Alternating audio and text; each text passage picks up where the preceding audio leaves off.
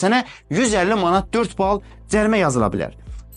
Əziz sürücülər, sizlərə oxşar 2 yol nişanı haqqında məlumat verəcəm. Nişanlardan biri məcburi düzünə nişanı, biri isə bir tərəfli yol nişanıdır. Həmçinin də bir tərəfli yolun sonu nişanı barədə də məlumat verəcəm. Nişanların hər ikisinin mavi fonda olmalı. Üzərində ağ ox göstərilməsi, bənzərliyi sürücülər arasında çaşqınlıq yaradır. Belə ki, gördüyünüz bu nişan məcburi düzünə nişanıdır. Nişan sürücüyə 2 komanda verir. Düzünə hərəkəti davam etdir, yaxud düzünə keç. Çünki nişanlar fərqli yerlərdə tətbiq olunur. Yol ayrıcında və yol ayrıcından kənarda. Əgər sürücü bu nişanı yol ayrıcı qarşısında görürsə, həmin yol ayrıcından sağa, sola, geriyə dönə bilməz. Həmin yol ayrıcının ərazisini düz istiqamətdə keçməlidir. Nişan yol ayrıcını tam keçdikdən sonra əhəmiyyətini itirir. Yol ayrıcından sonra artıq geriyə dönmək olar. Əgər yol ayrıcı 2 kəsmədən ibarətsə, yəni kəskin hərəkət hissəsində ayrıcı zolaq, beton səhət, dəmir ala kəsmə varsa, yəni bardor deyilən hissə, hündürə qalxmış maneə, o halda məcburici nişan kəsişməyə qədər qüvvədə olur. Qoyulduğu kəsişmə üçün nəzərdə tutulub. Sürücü həmin kəsişməni ayrıcı zolağa qədər sağa, sola, geriyə dönə bilməz. Həmin kəsişməni keçdikdən sonra nişan öz əhəmiyyətini itirir. O halda sürücü ilə istədiyi istiqamətdə gedə bilər. 2 kəsişməli yol ayrıcında nəqliyyat axını birinci kəsişmədə soldan sağa doğru, ikinci kəsişmədə isə sağdan sola doğru təşkil olunur. O halda sürücü birinci kəsişmədən sonra sağa dönə bilməz. Adətən ayrıcı zolağın üzərində sağa dönmək qadağandır. Yəni 318 bir nişan tətbiq olunur. Yaxud da məcburici nişan 4-1-5, yəni düzünə və ya sola hərəkət nişanı qoyulur ki, sürücü ikinci kəsişmədən sağa dönməsin. Əgər məcburi düzünə nişanı yol sahəsində, yəni yol ayrıcından kənar yol sahəsində tətbiq olunubsa, o halda sürücü yol ayrıcına qədər düz istiqamətdə getməlidir. Məsələn, fərz eləyək ki, bu yol sahəsində burada məcburi düzünə nişanı tətbiq olunub. Bura yol sahəsindən, yol ayrıcından kənardır. Sürücü adətən belə yol sahələrində sürücülərin sola geriyə dönməsi yolun keçiricilik qabiliyyətini aşağı salır. Fərz elə bir avtomobil dayanıb burada, sola doğru dönmək istəyir.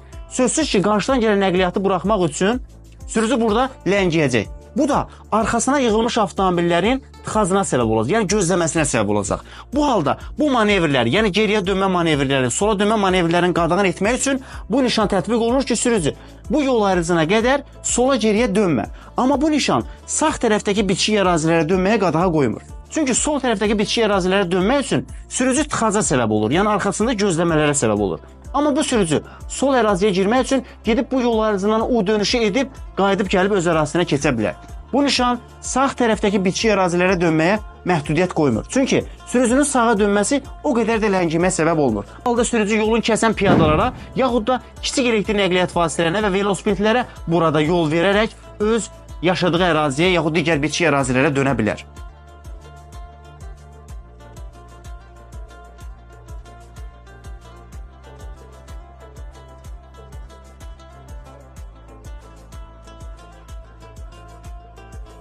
İndi isə bir tərəfli yol nişanı haqqında məlumat vermək istəyirəm.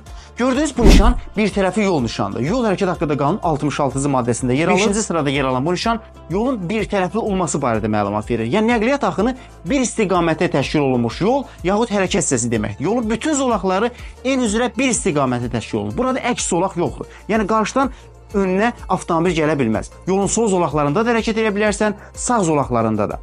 Burada geriyə dönmək, yəni U dönüşü etmək qadağandır. Çünki U dönüşü etmək üçün zolaq yoxdur. Qarşıdan avtomobil zolağı yoxdur deyə biz orada geriyə dönmə əməliyyatı icra edə bilmərik. Belə yolların sonunda bu nişan tətbiq olunur. Bir tərəfli yolun sonu. 5.6 nişan demək istəyir ki, sürücü bir tərəfli yol bitdi. Artıq əgər yol ayrıcından sonra yol davam edirsə, o halda sol zolaqlar hərəkətini davam etdirmə. O əks zolaqdır. Orada sənə 150 manat 4 bal cərimə yazıla bilər. Əgər sürücü bu nişanı görürsə, bu o demək deyil ki, düzünə getmək olmaz. Nişanın üzərində qırmızı ox göstərilməsi bəzi sürücüləri çaşdırır. Düşünür ki, düzünə getmək olmaz. Amma bu elə deyil. Düzünə getmək olar, amma sağ zolaqlarla, yəni eyni istiqamətli zolaqlar hərəkətimizi davam etdirə bilərik. Adətən belə yolların sonlarına yaxınlaşanda, yəni sonlarının yol ayrıcına 150, 200, 300 metr qalmış, bu nişan tətbiq olunur. Bu nişan 1.19 xəbərdarlıq nişanıdır. Qarşıda bizi iki tərəfli yol olması barədə xəbərdarlıq edir. Yəni sürücü, olduğun yol bir tərəflidir.